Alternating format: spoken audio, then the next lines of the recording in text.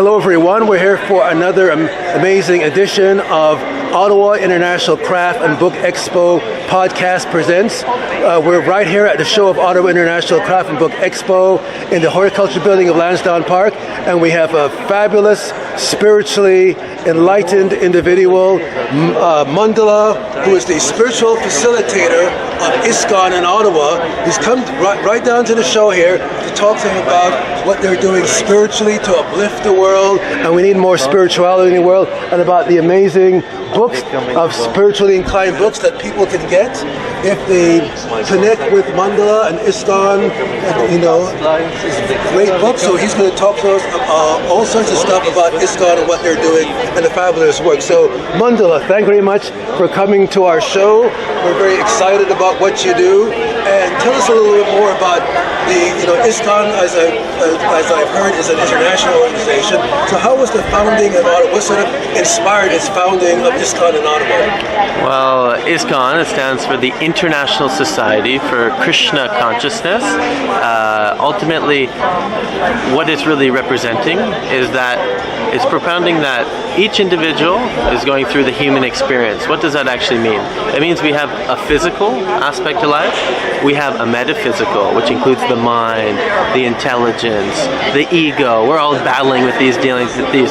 But one thing that's actually not as much educated, or this knowledge isn't out in the wide audience, is actually also the component of spirituality, or that we have that component of consciousness to the human experience. And therefore, this International Society for Krishna Consciousness is assisting people in reawakening their original dormant spiritual consciousness and their real nature, being spiritual in essence, and having a human experience. So some of the wisdom literature, such as the Bhagavad Gita, this is like the crest jewel of India's spiritual philosophy. Ultimately, many great thinkers like Henry David Thoreau, Ralph Waldo Emerson, Mahatma Gandhi, Martin Luther King, Albert Einstein, they all read the Bhagavad Gita. And because they're trying to find what is the source of creation, they're deep thinkers trying to understand what is this reality all about.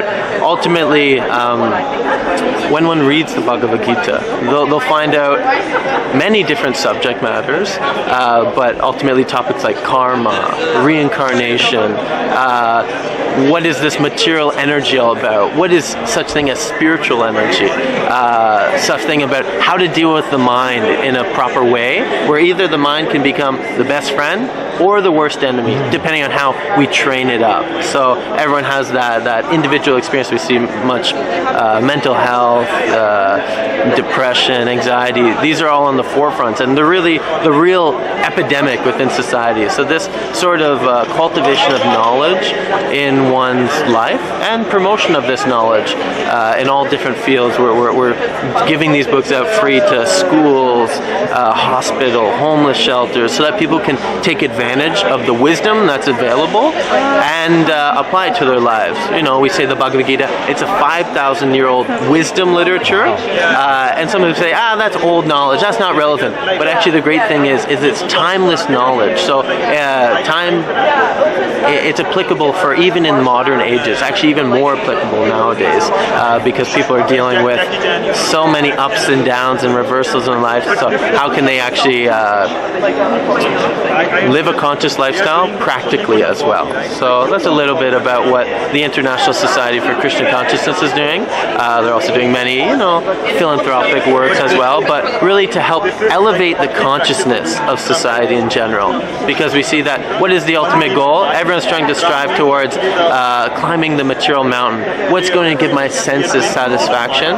And ultimately, we try it through many different ways. Intoxication, relationships, great success in my career, but ultimately, still there's something missing in the heart. What is it? It's a God-shaped hole in the heart. We say Krishna is a name of God. God is one, but he has many different names. Krishna means the one who is all attractive. So that's a little bit about what we're promoting here, and I really appreciate you guys promoting this message. But also, anyone who's interested in this, feel free to find the Bhagavad Gita online. You can find them on Amazon, or come to any Hare Krishna temple or center, and you'll be able to also have a community of people who are trying to live a conscious lifestyle and uplift the consciousness of humanity. Thank you very much. Hare Krishna. Thank you very much. Thank you. Thank you. And just as a little bit of an extra small footnote question. Yes. One thing which I find very enlightening about what you talk about is that there's you talk about spirituality, your focus, whereas there's a lot of like organizations which are churches which are talking about religion, and I find from my view that there's a lot of religion out there, organized religion, that is like fake spirituality. You're actually practicing spirituality by doing charitable things, doing a lot of work in the community, trying to elevate people's consciousness, whereas there's religion out there which is about oppression, order, not doing all this work, and it's sort of a hypocrisy going on. And then you're sort of opposed to that sort of paradigm of hypocrisy. You're about uplifting people's consciousness and doing it in a way which is connecting, which is not about oppression, which I find a lot of people are running away from traditional religion. Do you have any perspective on that? That is actually the common problem with today's religions or institutionalized religion, that most people will say, I'm not religious, but I'm spiritual. What does spiritual mean? Ultimately, it means that we're spiritual beings. We have a nature that we naturally want to connect to that. But then you'd ask the question, well, if I'm a soul, what does the soul do? And ultimately, we say that it's a very scientific process to self-realization.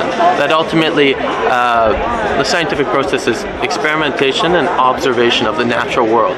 We're gonna suggest that actually consciousness is a part of that natural world. Modern science might not recognize it, so on, but there's some fields that are trying to study the mind, like psychology and so on. So ultimately, getting away from the religious dogma and so on, and getting to the real essence of what all religious path or spiritual paths are trying to get to. That ultimately, the soul craves to love and to be loved. And this is like the universal truth. And when you actually look into the essence of whether it's Christianity, Islam, Hinduism, Buddhism, ultimately we're trying to boil it down to extract the nectar which is there. And we'll find like there's main tenets that one can follow. You know, treat one's neighbor as one's with themselves, and find this commonality, this universal principle that we might have different distinctions based on the body, the color, the identity in which I'm promoting as I'm this body, I am from this race, this part of the world. But ultimately, we have to zoom out and understand that we are spiritual by nature, and that's our common unity, and that's really how we're going to make a harmonious situation of the human society. Otherwise, there's going to be conflict, war, racism, so on and so forth, until we get to the end, until this knowledge is actually promoted within the educational system and so on. So it's a very scientific process, not religious. So it comes from the individual experimenting with consciousness through the forms of meditation. There's different types of meditation. Some say yoga is like stretching. There's different breath exercises which help calm the mind. And then we say there's mantra. Mantra means sound vibration that affects the consciousness and that can relieve the consciousness from frustration, anxiety, depression. And through this mantra, we practice this Hare Krishna, the Maha Mantra. So it goes like this: Hare Krishna, Krishna Krishna, Hare Hare, Hare Rama, Rama Rama, Hare Hare. You can try it at home if you like. Okay. And this will actually assist one in transforming the consciousness, focusing on the names of divinity, and bringing the consciousness to a more elevated perspective. There's a lot of people which have observing problems going on in life, whether it's the war in the Ukraine, whether it's problems in their home, abuse, oppression, homelessness, just things going on, which is that, and they're feeling a sense of a lack of hope. I was wondering what your perspective is on the idea that a lot of the problems, if not all of them, a lot of them have to do with our lives being disconnected from spirituality, and that we have just wandering egos, self-serving service. I try to be as a person, service to others. But if you have a culture, a society where people are just egotistical, serving themselves, oppressing, they don't care about what they do, they're affecting other people and whatever, you're going to have like all kinds of dysfunctionalities. So what is your sort of insight on all these problems that people observe and don't know what to do? If you just brought in the spiritual consciousness that you talk about, wouldn't a lot of the problems we observe and experience would be resolved? Like, what do you think about that? You said it so beautifully, but I'll say it in short form. That when we water the root of the tree, then the whole tree becomes nourished. Right now in material society, we're trying to water the branches, the twigs, the leaves, the bark, the fruits even. That might bring a little bit of relief from the heat or the struggle of the human experience or the material life. But ultimately, when you water the roots, that's when it becomes nourished and fully satisfied. Exactly. So the root is spiritual life.